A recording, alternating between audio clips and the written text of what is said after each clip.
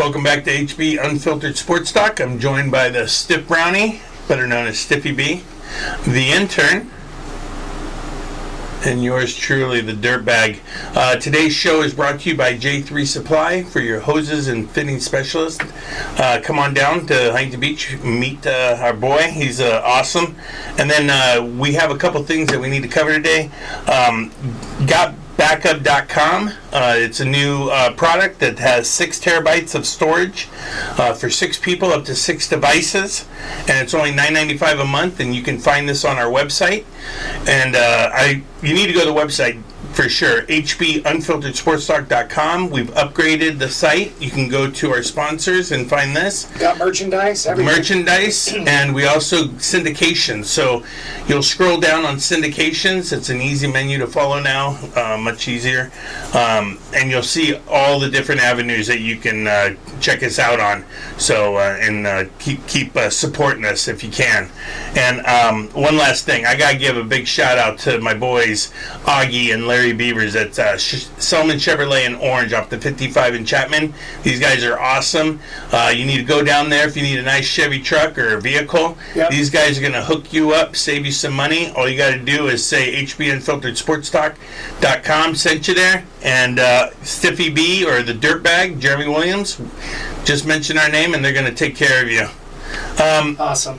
You know, right now we're going to go on to what happened this day in sports with the intern, or possibly the previous day. What do we got? So we're going to go back to the anniversary yesterday, July 11th. This was a big one. In 1914, Babe Ruth made his MLB debut as the pitcher for the Boston Red Sox, earning a 4-3 win against the Cleveland Naps at Fenway.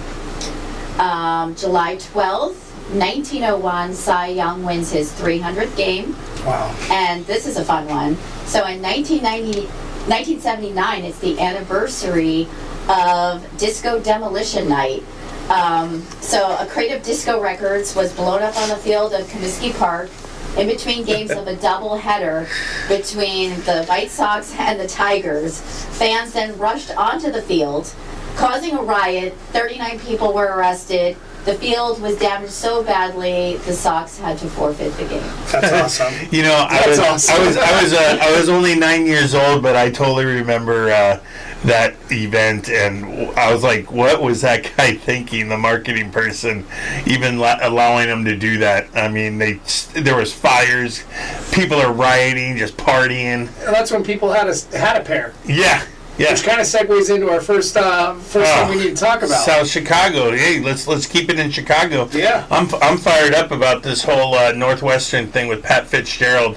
I really don't. I don't get how, you know, it's the whole thing with even America, just how soft we're getting as a nation, or with everything that comes with allegations.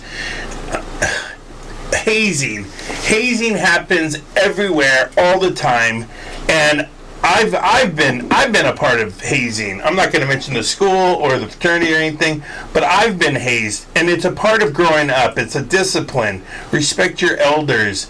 It's nothing. It's not a crime. I don't understand how he gets fired. We're talking about not only a 4.0 scholar athlete for 4 years at Northwestern, one of their best players ever. He goes on 5 more years as an assistant, and now he's been an unbelievable coach for 17 years at one of the finest institutions in the nation. Yeah. How on earth do you fire him when he hasn't even been proven guilty? You don't. And that's why they're going to have a massive, massive, massive lawsuit against them. They're going to lose big time. This president made a huge mistake by just, I don't know who this one player is that came forth, but you're forgetting the other thousands of players throughout the years that have played for Pat Fitzgerald, and I'm pretty sure they'll come to his defense and say what an amazing person and man he was, and how they basically turned them in from boys to men. Yeah, I like that group, by the way. You know, I think it all boils down to how kids are raised these days. Participation trophies. Oh God. And all the BS that goes along with that. I mean, if you want winners, produce winners. You know, I can tell you that I absolutely hate to lose. And even at my age right now, I will do everything I possibly can to win. Now, that being said, like, you know, I play golf. I'm very competitive with myself, and that's helped.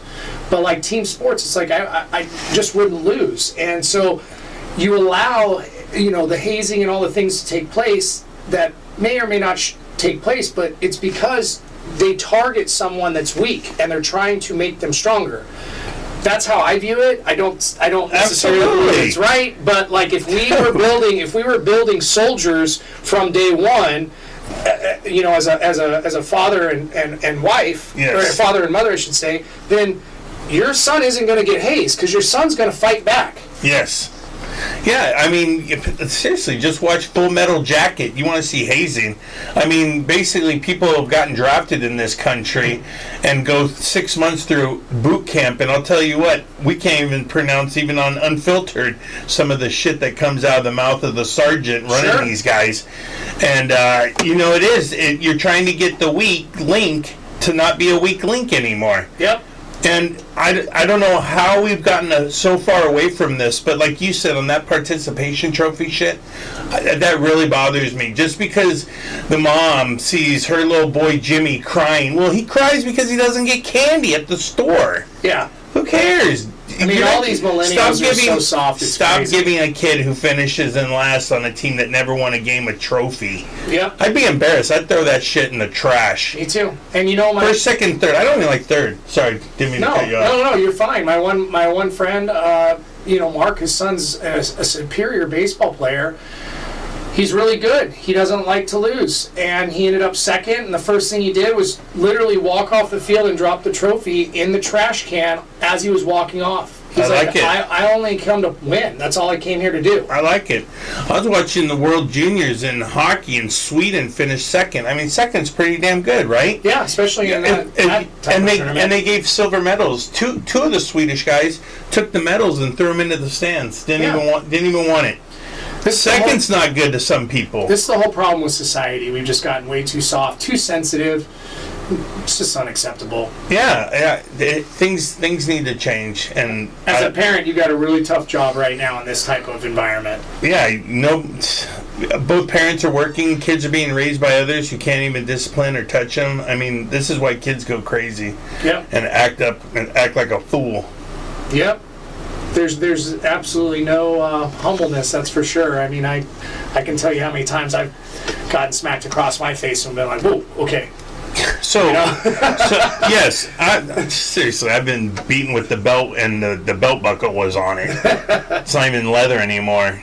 You know, that does leave marks. Let me ask you this: with Fitzgerald, they're handing the team to the assistants. Is that what they're doing? Yeah, I'm glad you brought that up, because this is another thing that pisses me off about this whole situation. So, you basically are guilty till you prove yourself innocent now, I guess, in this day and age. It's not innocent until proven guilty. Yep. And the president has come out and said he thinks he has sufficient evidence to basically fire Pat Fitzgerald, and he says the reason is because he's in charge of the whole program. He takes the fall. Well, if that's the case, why are you giving his assistants the keys to the car? They should be fired too. They're part of his coaching staff. They also watch these kids and are at the events. And if you've ever played any type of collegiate or travel ball or anything like that, the head coach is very standoffish. He's the guy in, you know, creating plays or managing his coaches. The assistant coaches have a way higher, hands-on approach. Yes. Than the actual head coach. You think you think Saban knows anything? Dude. Anything that's going on. He has no idea what's going on. He's literally a figurehead for Alabama. Yes. He's on his boat. He recruits the guys, and I don't even know if he recruits the guys anymore, but I can tell you this. His assistants are what run that team. He does. And if some hazing's going on in Alabama, he probably doesn't know about it. Yeah. But his assistants do. Yeah, he probably just shows his face in that room on the computer now.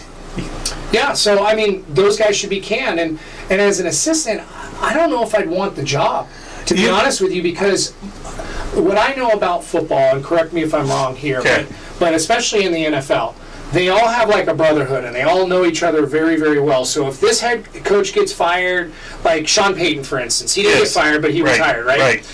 And he took like a leave of absence for a year and a half, 2 years. Then he takes the Denver Broncos job. Yes. He calls up his old buddies and says, hey, let's run it back. Yeah. They all are in cahoots together. So if I'm an assistant for Fitzgerald and I want a future job, I don't know if I necessarily want to continue working at Northwestern. I'm telling you right now, if Pat Fitzgerald's my boss, he's the one who hired me, gave me that assistant job. I'm standing behind him.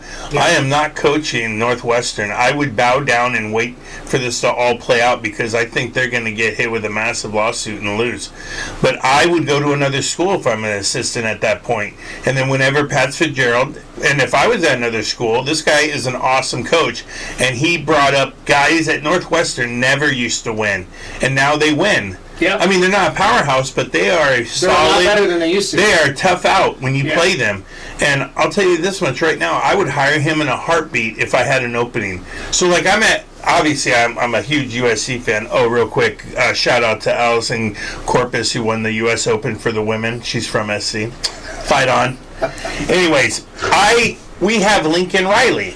And Lincoln Riley is amazing. So, but if we didn't have Lincoln Riley and we still had, numbnuts over there coaching, I would take Pat Fitzgerald in a heartbeat. Sure. Because this, like we keep on saying, this hazing happens everywhere. People getting paid backdoor everywhere. His kids play hard for him. He's put a good program together. Yeah, I just, dude, we gotta stop being soft. We got to go back to what made America great. What made America great? I'm wondering. Let's bring it back. Do you ever feel like sometimes the kids? I don't want to say. How do I put this properly? The kids who aren't playing and unhappy with their playing situation, they are more likely to create something like this. Yeah, absolutely. And here, you're just bringing up an absolute great point. Let's say there is a kid that doesn't like being hazed by Pat Fitzgerald at Northwestern. Well, you know what, kid? You got this thing called a transfer portal. Leave. And you can leave that day, soon as it happens, and go, I'm going to another school because I don't like the way you're teaching me. The days of Bobby Knight are done.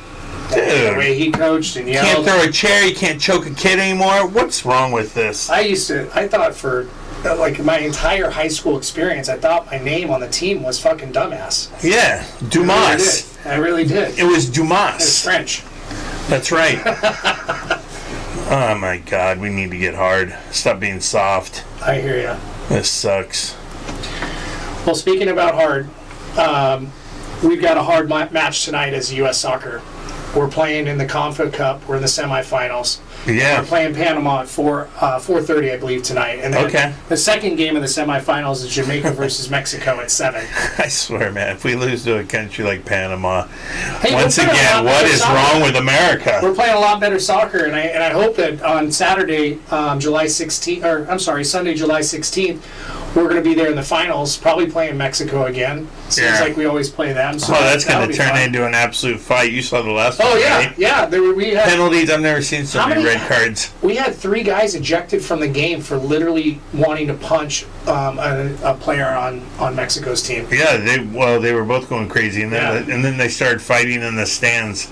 Yeah, that's true. It was awesome. Anyways, if you get a chance to watch that, it's on Fox Sports 1. I'm sure it'll be a great match, and our team's actually really good. We're getting ready to start qualifying for some more stuff, so that's good. Well, thank God there's something on to watch because it's slim pickings right now. Yeah. We got to wait till Friday for baseball to start, so I don't even know what else there is to watch. I can't watch the WNBA. Well, did you get a chance to see the All-Star game last night? Summer League great. Stinks. What? Did you get a chance to watch the All-Star game last night? I sure did. I know who didn't. Tell us a little bit about it. It was actually a really good game, and the National League finally won for the first time since 2012. So, a nine-year losing streak to the American League. So that's awesome. I don't know about those unis though. They were a little crazy. You were explaining to me that the first inning was pretty amazing. The guys had two great catches back to back. back. Okuna pretty much got robbed of extra base hits, and then Freddie Freeman gets robbed of extra base hits, and then these outfielders are dancing, partying like Santana with his walk-off homer. It's awesome. So, well, coming out of the All-Star break, the next thing that we have to focus on is not only winning on the gambling side of things, because this is when teams start really tanking. They want to get a better draft position, and so the really bad teams, your Kansas City Royals, your Oakland Athletics, Chicago White Sox, Vegas A's, Washington Nationals, St. Louis Cardinals, which I can't believe I'm even saying that. Yeah, I cannot believe they're in last place. Colorado. It's got to be a first for a long time. And Pittsburgh. I think the Pittsburgh Pirates are going to be tanking big time. So when you start looking at the schedule over the weekend, just focus on the teams that are actually playing for something, like any team in the AL East. Yeah. Your Dodgers, your Arizona Diamondbacks, they might be buyers. Yeah, for sure. I love Atlanta, Minnesota, and Tampa Bay this weekend.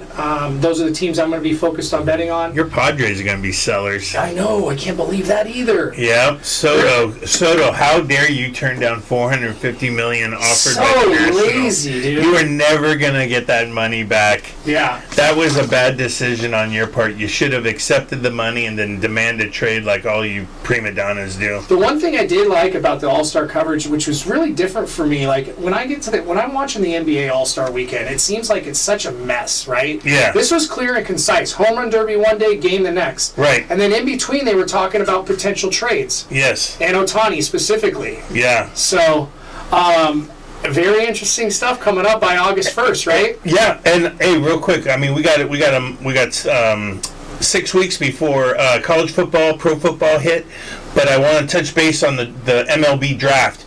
Did you see who the Dodgers took in the 20th round? No. DJ Aguglier, the quarterback from St. John Bosco, that went to Clemson, transferred to Oregon State. He was a pitcher in high school. Wow. So we got that guy, and then also Zach Joyce, the brother of Ben Joyce, picked out of Tennessee from Cool. for the Angels. So we got some good things to look at with the draft and these players and see where they go. YouTube. Have a great weekend. YouTube, like and subscribe. Cheers. Yes, like and subscribe. YouTube.